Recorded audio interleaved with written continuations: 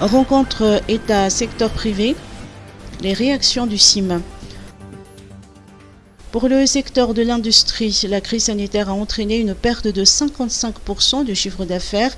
Il y a eu une baisse de la production et de la vente. Le chômage partiel a atteint près de 45%.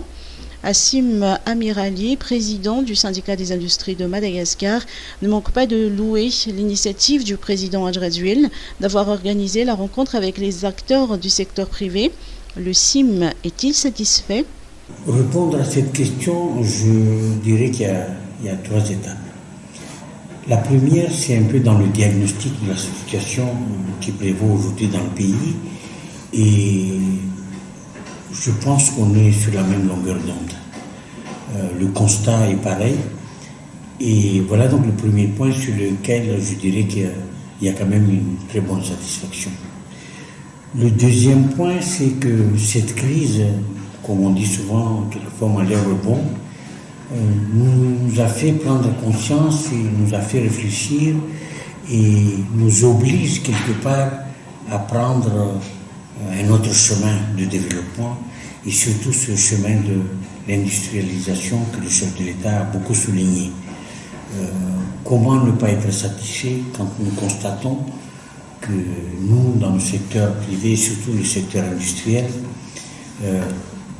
nous n'avons cessé de demander qu'il est quand même dommage de constater que plus de 60 à 70% de nos besoins quotidiens dépendent des importations, alors qu'on a un pays qui est capable de tout produire sur son sol.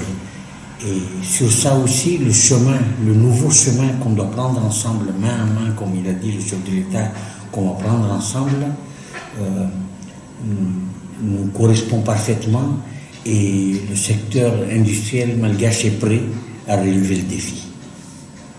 Dernier point, c'est au niveau de l'accompagnement du secteur privé pour non seulement amortir un petit peu le choc de cette crise, mais en même temps d'être prêt pour prendre ce nouveau chemin. Là, il y a certainement quelques points qui peut-être n'ont pas été satisfaits, mais je pense qu'il faut admettre aussi que tout ne peut pas se faire en un jour.